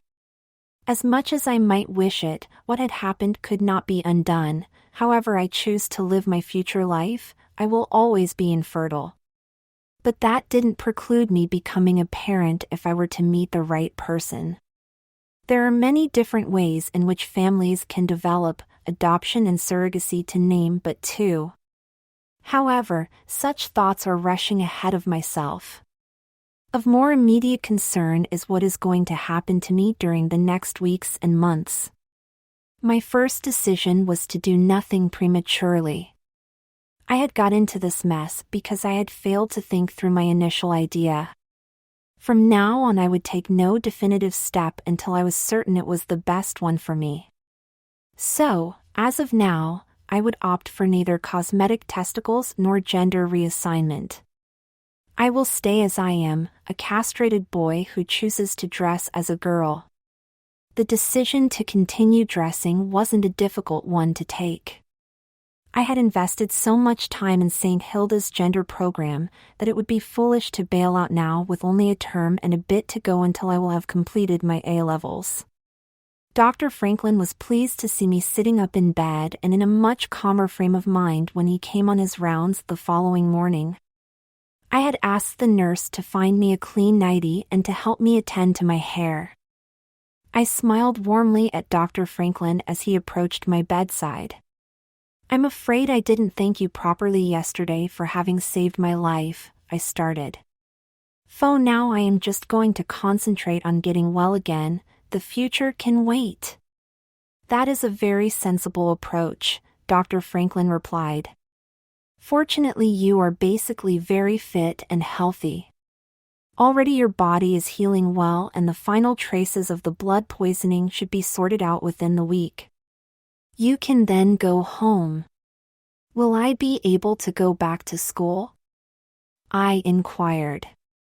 "Only I don't really want to go back to Bangkok just now, too many bad memories, and I know my mother can't stay in the UK indefinitely." Mr. Franklin looked thoughtful. "Well, medically there is no reason why you shouldn't return to school," he said. "It will be up to your headmaster to decide whether he wants you back." I hadn't thought of that, and my spirits dampened somewhat. Dr. Franklin stayed whilst a nurse changed my dressing and expressed himself well satisfied with the way my wound was healing. He then departed, leaving me to my thoughts. Fortunately, I didn't have to agonize about my future at St. Hilda's for very long. The very afternoon Mr. McPherson came to see me. "And how are you doing, Tricia?" he inquired. "I know what has happened to you. I am not here to pass out recriminations and blame, but to assure you of my, and the school's, support in your recovery." This was an enormous relief, and I poured out my regrets, apologies, and thoughts for the immediate future. Mr. McPherson listened calmly, saying nothing but nodding occasionally in agreement. "I think you are very brave, but right, in wanting to come back to St. Hilda's to finish your education," he told me when I had finally ground to a halt. "However, I am afraid you are going to have to relinquish your queen bee status. As you became ill, you started to fall behind in your duties, and whilst you have been in hospital, I have asked Francine to take over as queen bee. She is doing an excellent job, and, with the best will in the world, it will be several weeks before you are fully recovered and back to strength. I won't ask Francine to stand down after filling the breach so well." "Oh, I fully understand," I replied. "It has been a great honor to be queen bee at St. Hilda's, and I won't pretend that I am not disappointed about the way I have messed things up. But Francine will be great in the role, and I'll support her in any way you suggest." "That is very mature and generous," Mr. McPherson said. "Given the short time until your A-levels, and taking account of the fact that you have fallen behind in your studies whilst you have been ill, I suggest you remove yourself from any extracurricular activities and concentrate on your schoolwork. I will be more than willing to give you personal tuition. The important thing now is to focus on getting the grades you need to get into Oxford." I was staggered by Mr. McPherson's kind offer and accepted his suggestion immediately. My recovery proceeded apace, and some 3 days later Dr. Franklin announced I was to be discharged from hospital. The blood infection had been eliminated, and the wound in what was left of my scrotum was healing nicely. "We can dispense with the nappy, I think," he told me, smiling. "But I would suggest you wear a sanitary towel for a few days in case there is any residual weeping from the incision. Now there is just one thing we need to resolve before you leave here. With your testicles removed, you are no longer producing the male hormone testosterone, and, of course, you cannot generate any of the natural female hormones. You will need to replace this deficiency by taking hormones in tablet form.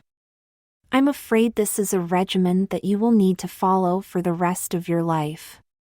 Now, I can prescribe either male or female hormone tablets. Which would you prefer?" I considered carefully. "If I take testosterone orally, will that reverse the physical changes that have already occurred?" I asked. "I am afraid not," was his reply. "The bad tablets you have been taking have caused irreversible damage to the male structure of your body.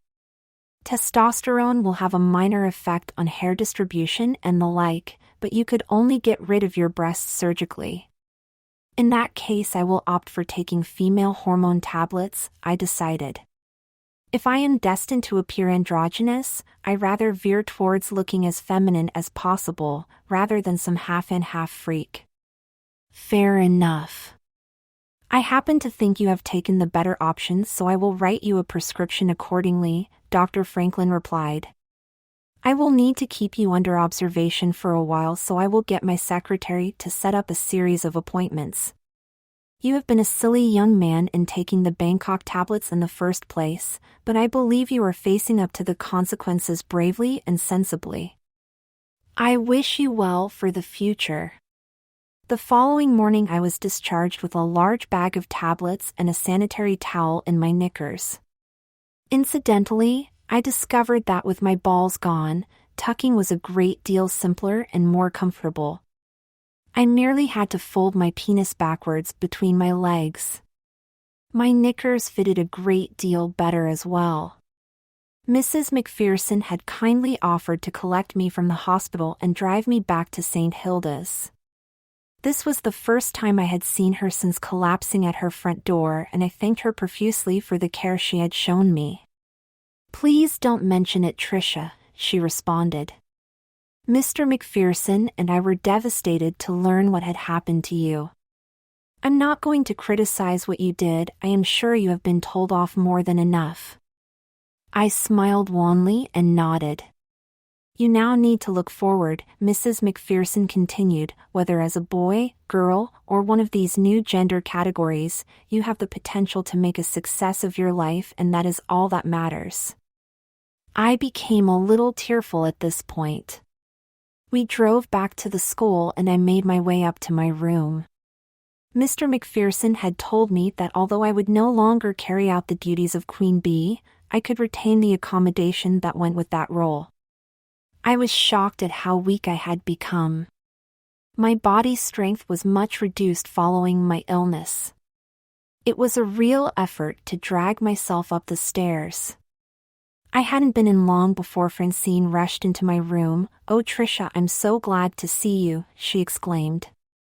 "We have been so worried about you since we heard what had happened. Please forgive me for taking over your role as Queen Bee."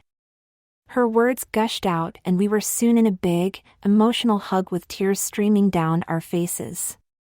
Once we had recovered our composure, Francine made us both a cup of tea and we sat down to a more rational conversation.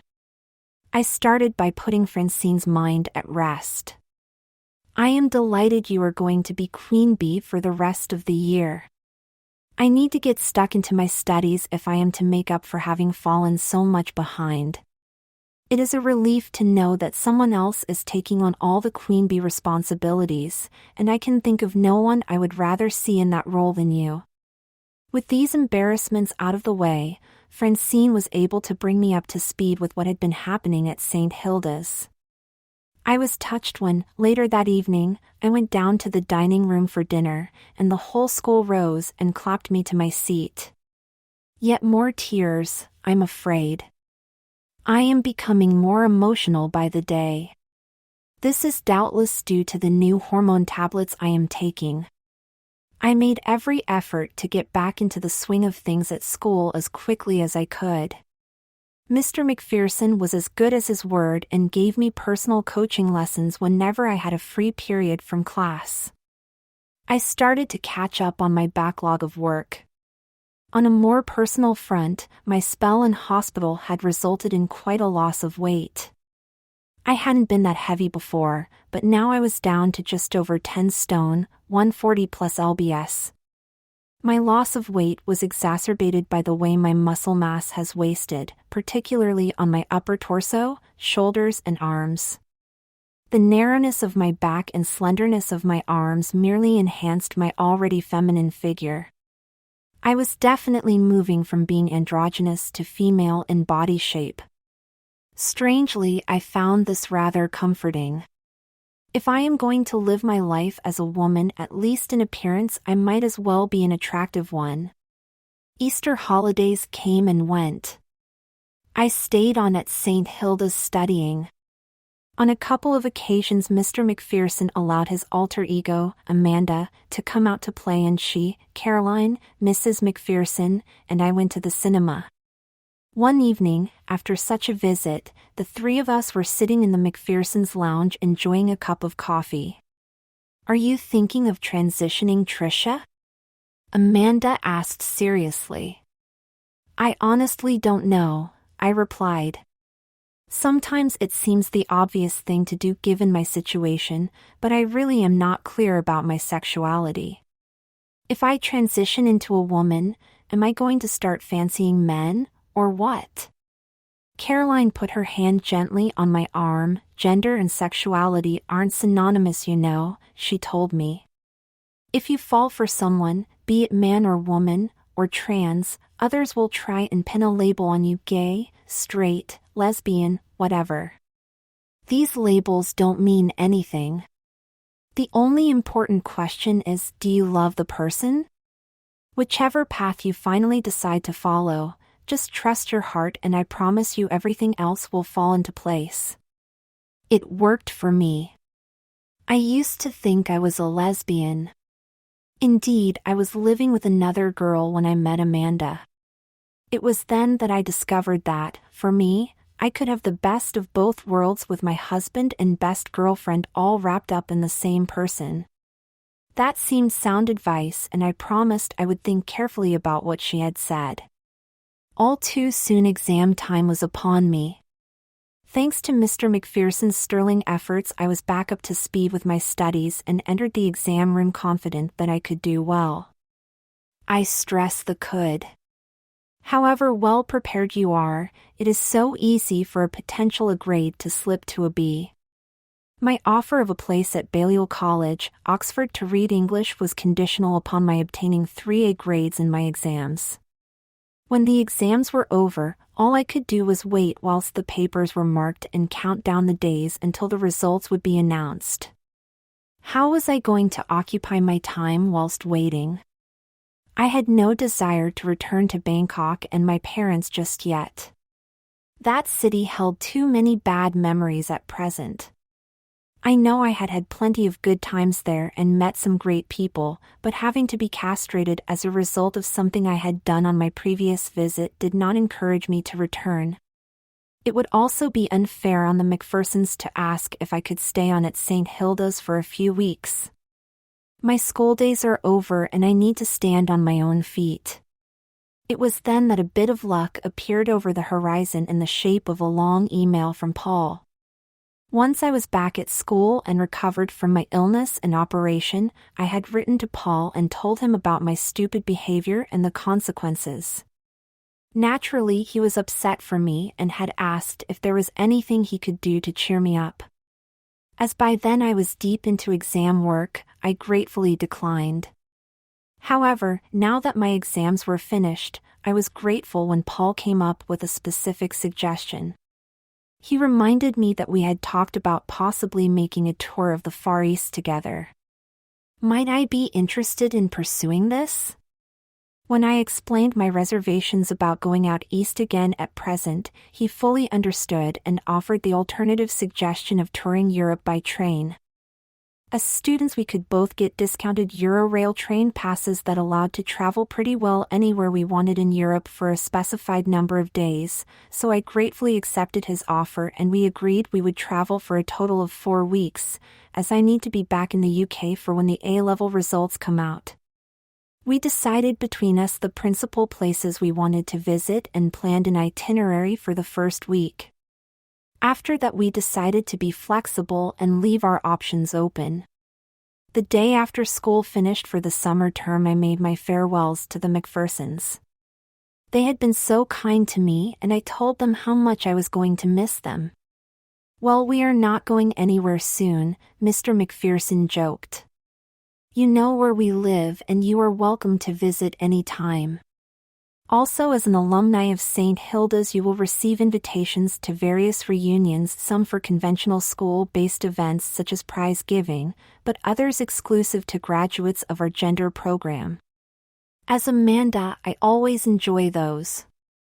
I promised I would see them soon. I asked whether I could leave the bulk of my luggage in store at St. Hilda's until I had my exam results and knew where I would be going to university in the autumn. This presented no problem, so equipped with a bulging rucksack I set off to meet Paul in London for the start of our holiday. My 2 years in the 6th form at St. Hilda's had certainly been eventful. In fact, they had shaped how I would be spending my future life. Did I have regrets? Yes, of course I did. But no use crying over spilt milk. I need to look forward positively and get on with it. For the immediate future, I had the prospect of 4 weeks exploring Europe in the company of my best friend to look forward to. I felt an inner thrill at the thought of seeing him again. Doubtless some of my reaction is due to the fact that Paul is an attractive man and I am now, at least partially, a woman. Would the chemistry ignite between us?